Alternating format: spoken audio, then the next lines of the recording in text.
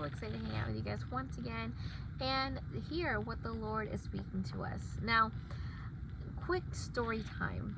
When I did my associate's degree, like when I first started going, I remember hearing the Bible being used as an acronym, like the actual word, the Bible. And I remember hearing it, and this is not necessarily biblical, this is just how they described it, and it says, they said basic instructions before leaving Earth.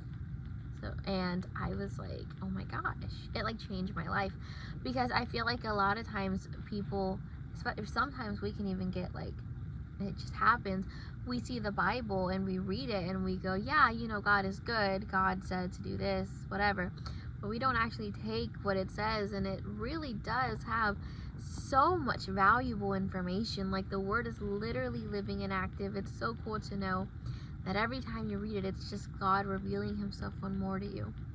So I was driving to work today, and I was listening to the audio, and I was so flabbergasted on things that was going on.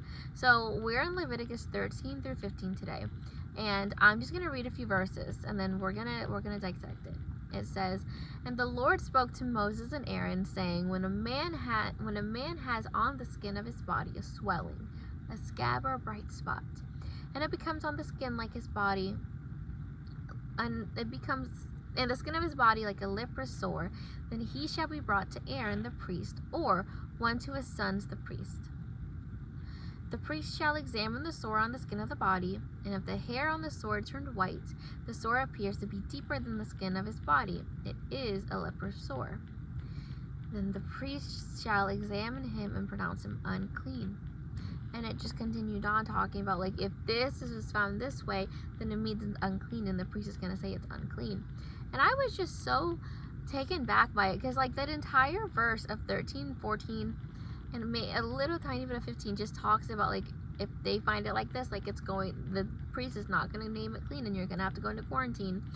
And I was so blown away. And then once reading this in the commentary, it made a lot more sense. It said, this larger part of Leviticus, chapters 11 through 15, deals with the laws of purity.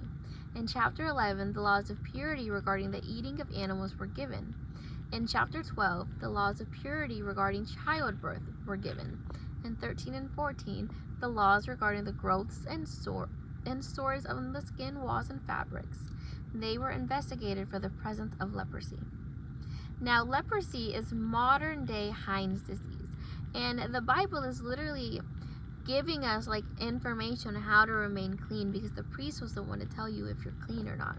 And I just think it's so cool how we don't really think twice about some of the things we read, and we just kind of bypass it, like, okay, that was weird. But no, like, God is literally revealing to Aaron and Moses exactly what to do so that the people can be safe.